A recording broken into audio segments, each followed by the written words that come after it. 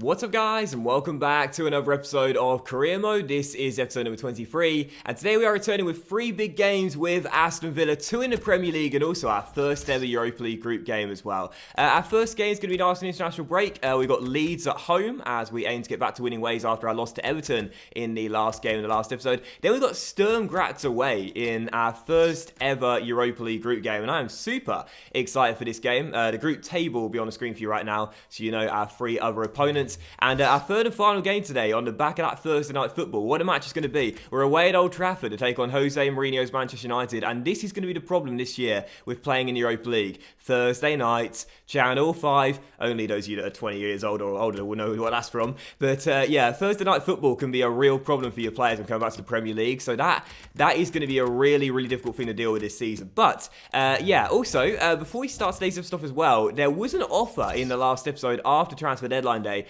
from the United States of America that asked us whether we would like to take over as the USA manager. And I gotta say, we've had some international offers in this series, but I've not really shown you any because they haven't really intrigued me that much. But the USA did interest me quite a bit, as we do have some good young talents here from America. Cameron Carter-Vickers, Tyler Adams, Eric Palmer-Brown being the standout so far, and of course we've got Dempsey here as well. And I threw it out to you guys, and I thought I'd let you make the decision, and 83% of you said yes, take the USA job. You think it'll be quite interesting, as do I. So as we start today's episode off, we are going to take the first international management offer of this series. USA, USA, USA. Okay, that's enough of that. But yeah, we'll take it over from USA, and yeah, let's make America great again. And of course, as we are heading into an international break, we won't be playing the friendlies. We've got Ivory Coast and Venezuela both away. We'll just simulate those games. But I'm quite intrigued by it. Now, I did read a comment from someone saying it's kind of pointless because the World Cup has just passed in Russia 2018, and you'd have to wait until 2022 for the other World Cup. Very good point, very good comment. I appreciate that very much. However,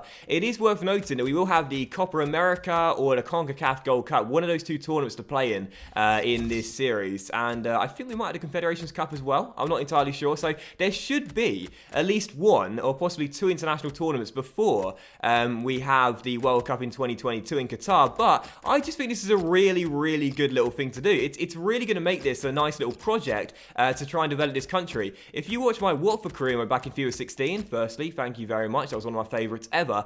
You would know that we took over Canada, and it was our mission to develop the country. And whilst America as a project isn't quite as difficult as that one, I think it is going to be quite a fun one to try and develop. So as you see the team here, there's some okay young talent. Of course, we own a couple of the American young talents, such as Palmer Brown, that's already been called up. But yeah, I'm excited to develop the nation. It should be a lot of fun. But of course, as discussed, we won't play the friendlies. We will just simulate them and see how we get on. So first one is going to be against Ivory Coast. Can we win the first international friendly with America? Let's find out. Hopefully Pulisic is going to be the star of this team. And we lost 1-0.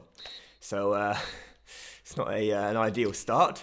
Okay, we've got Venezuela next. Just before that, Lance Griffiths wants to terminate his youth contract, so we'll give him a deal in our first team. Haven't given Toby Lewis a contract yet. I'm going to wait until Toby asks for a deal before I give him one. But Griffiths wants a pro deal. He's got 88 ball control already, which is unbelievable. So we'll give him a senior contract, and we shall take a look and see just how good this guy is in our team.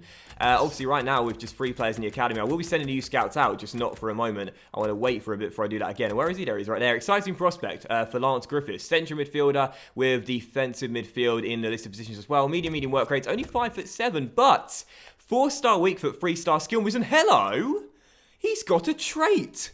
My youth player has got a trait. Now, for those that don't play, it's at 47 stamina. Ugh. For those that don't play career mode, youth players, wow, youth players barely ever have traits, and I mean barely ever, like 1 in 100. That's the first youth player I've seen with a trait in I don't even know how long. Lance Griffiths has fancy flicks, and I gotta say, I'm liking that a lot. I have not seen a youth player with a trait in such a long time. That's awesome. That's amazing. You barely ever get youth players with traits, man. Wow. That totally makes up for us losing the first game with America with the international friendly. But the second one is Venezuela. Come on, America. USA, USA, USA, USA. Get it done. Beat Venezuela. Let's get our first win. Come on, America. Yes, there we go. Josie Altidore, the boy, with the game winner. And Pulisic scored as well. Lovely stuff. Ooh, and there's some confirmation in the top left that I didn't think was going to happen after what happened in the last episode. But Henry Lansbury, going to miss out on the training. Henry Lansbury, who's just been sold to Middlesbrough for £7.1 million. Now, of course, obviously, on deadline day, for those that didn't watch the last episode, what were you doing? Watch the last episode. It was amazing. Deadline day was incredible. We sold Henry Lansbury to Middlesbrough, or I should say we accepted a bid from Lansbury to Middlesbrough with 2 hours left on the clock, and the borough couldn't get the fax machine sorted in time. They ran out of paper, so the deal didn't go through. But I forgot that in this year's career mode, deals can happen outside the window. So Lansbury has put pen to paper, and he's going to join at the Riverside Stadium in January. So Lansbury has gone for £7.1 million. We'll have him until January, and actually that works out perfectly for us because we keep him for our Europa League group campaign until then. But we've got enough CMs here as it is right now anyway, so I'm okay letting him go, and I'll take the money once it comes in January. So I'm totally fine with that. So here we go, jumping into the first game of today's episode in a battle between two newly promoted sides as we play host to playoff winners Leeds United. This is going to be the game where Fabian Delph makes his debut, or his second debut I should say, for Aston Villa, and it's really fitting as well because of course he signed from Leeds way back in the day before joining Aston Villa, and then of course subsequently moving on to Manchester City. He'll start in the middle of the park. Yaya Toure is going to be on the bench for this game, and James Chester will wear the captain's armband in our 3-5-2. And as for Leeds' team, it's alright, and it is worth noting we lost them last season at Ellen Road in the Championship, so this won't be an easy game coming on the back of our 2-1 loss at Goodison Park. So first game, Leeds United, but let's return to winning ways and start today's episode off strong. Number 6. Such an important position in the modern game at full-back, and they've strengthened, haven't they, with this signing? Yeah, and I think you're always looking for athleticism when you're looking at your full-backs, and this is a player that can get up and down all day. Obviously, Delph have a good debut as well. Is he going to get booed by the fans for his first touch on the ball? Nah, he's fine. I did read the comments in the last episode, some of you guys saying, believe me, as a Villa fan, Delph's never welcome back. But I don't know, man. I don't know. I like it when players come back, you know. It's just really, really nice. I don't know whether it's because, like, LeBron James is one of my favourite, and if not my favourite athlete of all time. But, like, when a player comes back, it's just such a nice feeling, you know.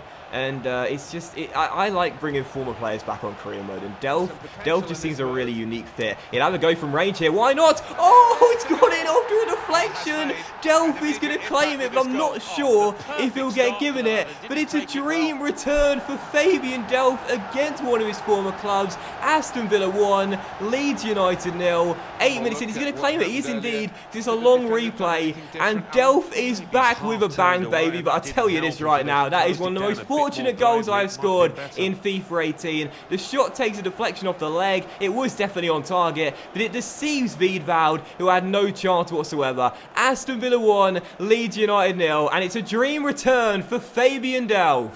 I was going to show respect with his celebration, but I wasn't sure if Delph was going to claim it or not, but he has. And what a start for Delph. He's on the move down the left-hand side as well. Delph still on the ball. Turns to Luke Ayling. Crosses to Kodjia, cleared away. Fabian Delph. He's got a chip on his shoulder and a point to prove. And Ross Barkley then tests Wiedwoud from range as well. What a start here at Villa Park.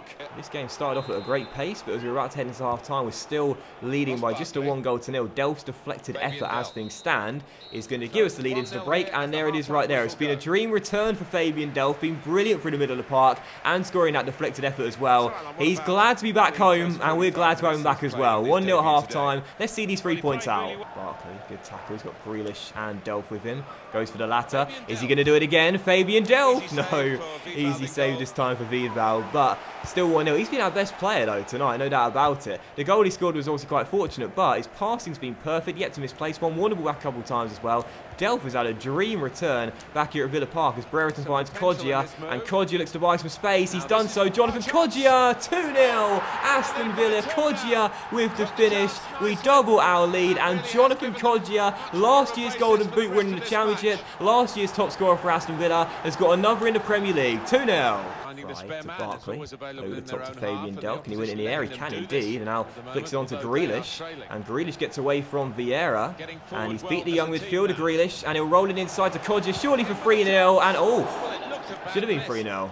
Going towards the end of the game, still leading by 2-0. As Leeds try and get back in this game later on. They've done so as well. What a finish that was. And Leeds United, who have barely recorded a shot in the entire game, have recorded one here and scored as well. Delph was tracking back, but couldn't take it off number 27. Chester stood off, didn't want to take him down. And in the end, we gave him some space, and he took full advantage. What a strike, what a goal. 2-1, game back on. And Leeds now are sensing blood and going for the equaliser. It's Akam, the goal scorer, through 2 Lammers. Down the left-hand side, trying to beat Palmer Brown. Crosses, Rayner, got to be careful. Well done, good hands there. And an easy claim in the end. And as we dribble out of the box, as we lead by 1, we could try and find a late winning goal. I should say a late third goal. It will secure the points. Ball through to Ashley Young. And what a start Young has had to his return at Villa Park. Great save by Wiedwald. Green can't turn it in. Can Grealish? No. And that will do it anyway. So final score here at Villa Park, Aston Villa 2, Leeds United 1. A little bit of a heart-in-mouth moment towards the end. We get there in the end. A dream return, Fabian Delph, a goal on his debut and a man of the match display. That was a really important victory. Back to winning ways. We thoroughly deserved the win. Absolutely no doubt about it. I said that Leeds had barely recorded a shot until their goal.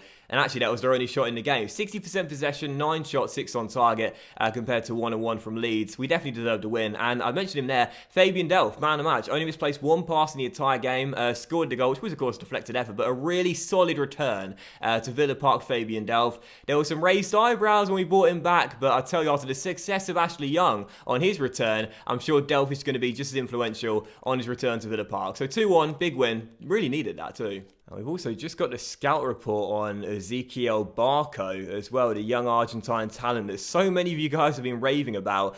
He's 78 rated and valued at £15 million.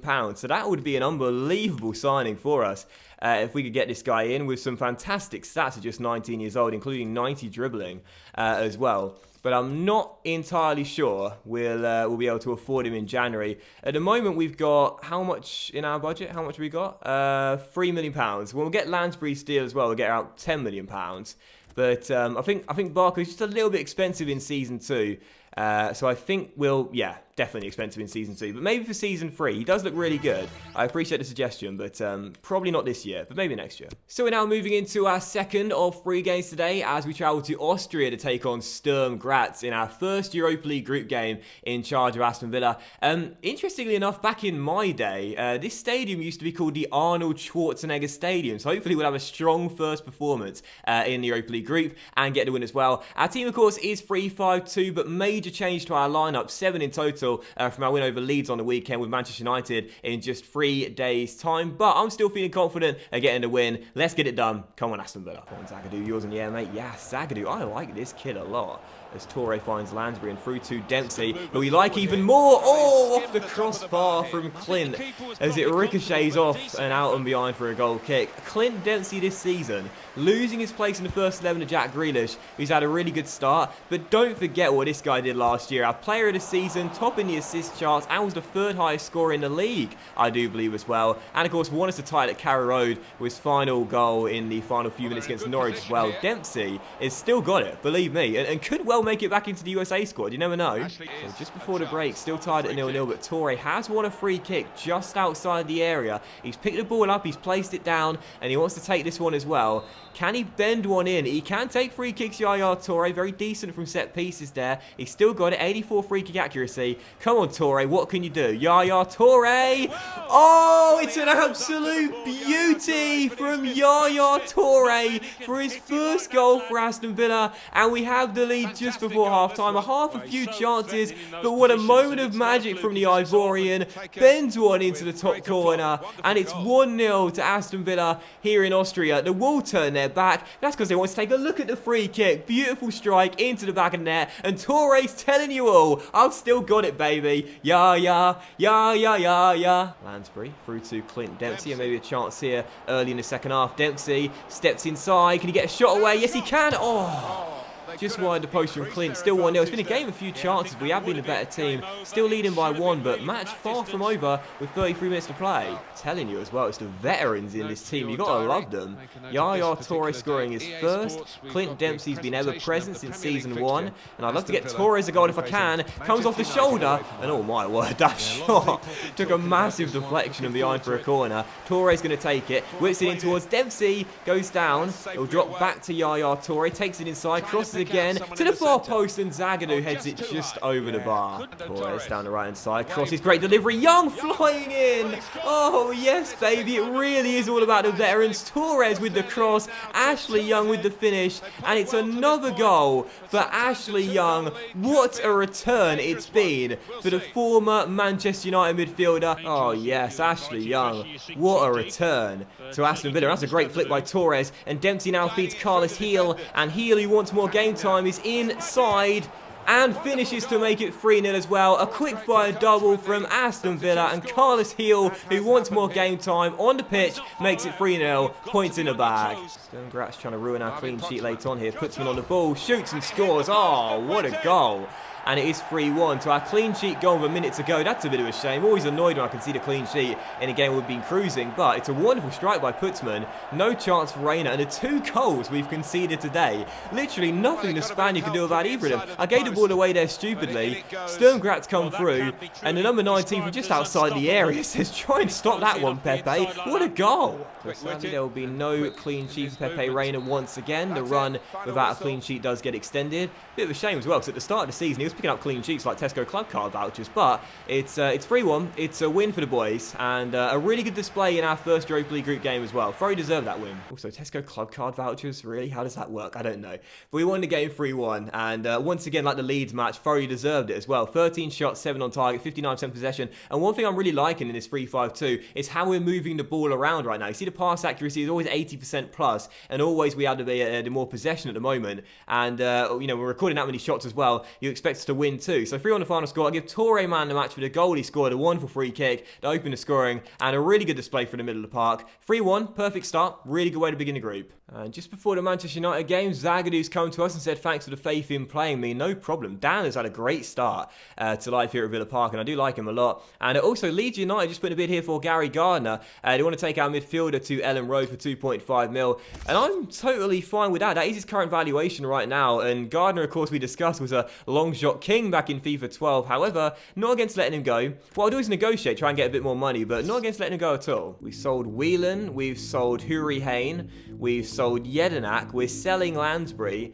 and now Gary Gardner looks set to be leaving the club as well. We're replacing our entire midfield at the moment, but I don't mind too much when our passing is so good, and we're scoring lots of goals and playing well too. Leeds say no to the initial counter offer, but they will say they'll give us 2.7 mil plus a 5% sell-on clause, and that right there is totally fine with me. So if you want to take Gary Gardner, that's okay, and yeah, that's not a bad deal there. So, third and final game of today's episode, and it's now back to League Matters as we take on Manchester United for the first time away at Old Trafford, and back to our normal league lineup, if you will, for this game, playing the 3-5-2. So, Delph once again keeping his place in the first 11 after his goal against Leeds last weekend. No Yaya Toure, and sadly no Ashley Young, part of the matchday squad either. Far too tired after his goal away on Thursday night. So yeah, third and final game, it's Manchester United. I think we're probably going to lose, but I would love if we can get a win, but I'll take a point. Let's find out. Kaku flicks it on. Palmer Brown gets it away. Chester clears as well. We're past the hour mark now. We're still tied at 0-0. There has been such little going on in this game as Grealish sends Breaker to the floor. And now Matic finds Mkhitaryan. There's been basically nothing going on. Can that change here? Marcus Rashford on the ball. Finds a bit of space. Rolls it into Romelu. And the Belgian back to Rashford. Inside to Mata. Holds his man off. And it's a wonderful goal. And every single goal we've scored today, you've got to feel for Pepe Reina, because there's nothing he could have done about any of them. Conceded, sorry. It's 1-0 though, and Manchester United take the lead, and Juan Mata gives the Red Devils the opening goal in what had so far been a really poor match. Lukaku, the Belgian to Rashford, first time pass to Mata, holds off Chester, backs into him, takes a touch, swivels on the turn, and fires it in off the underside of the crossbar. Manchester United 1, Aston Villa 0. Well, this has been a really poor game where we've created nothing, and Manchester United are now surely going to see out the points. Rashford gets in behind Palmer Brown, Reina denies him, and then deflects it off Rashford and behind for a goal kick, but that will do it. Final score at Old Trafford, Manchester United 1, Aston Villa 0. It's the first game this season we failed to score in the Premier League, and a very bitter blow. It's now 2 losses away from home in the Premier League as well, and a really disappointing performance. Nothing to report from us at all on the offensive end, just a really bad game. I have no idea what type of highlights package I'm going to provide for you in this game, by the way. No idea at all, because that really was terrible. 1-0 the final score. Manchester United were the better team, but really it was a poor game. Very, very poor.